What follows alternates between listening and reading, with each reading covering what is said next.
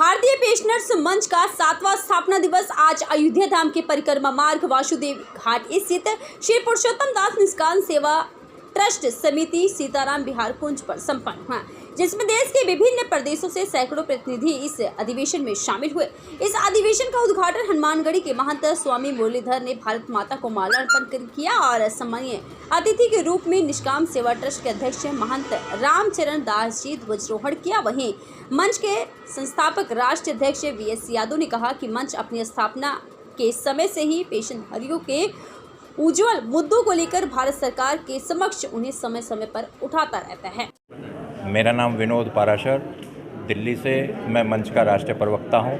आज का जो ये कार्यक्रम हो रहा है, इसके संबंध में जैसा कि हमारे चेयरमैन साहब ने पहले ही बता दिया कि जो पेंशनर्स की जो मूलभूत समस्याएं आती हैं, उनके बारे में विचार विमर्श करना और क्या प्रगति हुई अभी तक, संस्थान की तरफ से सरकार से क्या पत्राचार किया गया, उसी के बारे में अपने मेंबरों को जागरूक कराना और आगे के संघर्ष की नीति निर्धारित करना है। मेरा विनोद पाराशर, दिल्ली से राष्ट्रीय प्रवक्ता। नमस्कार, मैं गौतम बाराणी, गुजरात भुज से राष्ट्रीय प्रवक्ता। आज की बैठक का मोटो तो हमारे चेयरमैन साहब ने कह दिया कि हम किसी भी पक्ष के नहीं हैं, मात्र हमारा मोटो है पेंशनर्स की भलाई, पेंशनर्स के प्रश्न, पेंशनर्स को क्या चाहिए, तो उसको हम गवर्नमेंट में उसको प्रस्तुत करते हैं और उसका सॉल्यूशन लाने की कोशिश करते हैं। गौतम बानाणी। ये हमारा संगठन भारतीय पेंशन मंच एक गैर राजनीतिक संगठन है। इसमें बिहार, छत्तीसगढ़, दिल्ली, गुजरात, हरियाणा, महाराष्ट्र, मध्य प्रदेश, उड़ीसा, पंजाब, राजस्थान, तमिलनाडु, तेलंगाना, उत्तर प्रदेश, उत्तराखंड, वेस्ट बंगाल, कर्नाटक, केरल, झारखंड, इन सभी प्रदेशों में हमारी विधिवत सदस्यता है। हजारों हमारे सदस्य हैं। पिछले 6 साल से निरंतर संगठन में सदस्यता अभियान चल रहा है और हमारे संगठन का मूल उद्देश्य पेंशनधारियों की जो मूलभूत समस्याएं हैं उनका निराकरण करना। कोरोना काल आया, सरकार ने 18 महीने का अंतरिम राहत को फ्रीज किया।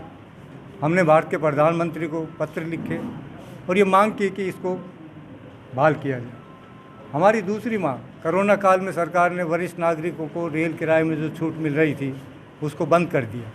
हमने कहा कि इसको बहाल करना चाहिए और इन दोनों मुद्दों को लेकर भारतीय पेंशन मंच निरंतर प्रयास कर रहा है। आज आप लोग हमारी जो आज ये बैठक, हमारा जो 7 साल आज हो गए हैं हमारे संगठन के निर्माण हुए, आज अपना 7वां स्थापना दिवस हम मना रहे हैं और 7वां स्थापना दिवस भगवान राम की नगरी अयोध्या में हम मना रहे हैं। और इस स्थापना दिवस में हमने एक संकल्प लिया है कि आने वाले समय में हमारी एक टीम का, जिसमें आज हमने गठन किया है सदस्यता अभियान के लिए, सदस्यता अभियान समिति, वो पूरे देश में संपर्क करते हुए सदस्यता अभियान को और जोरों के साथ चलाएगी। और जब नई सरकार का गठन होगा तो हमारी जो मूलभूत समस्याएं हैं, जो हमारी पेंडिंग जो डिमांड है, उसका एक मेमोरेंडम हम तैयार करके भारत सरकार को देने वाले हैं और उसमें ये भी हम लिखने वाले हैं कि एक टाइम फ्रेम के अंदर उनका निदान होना चाहिए।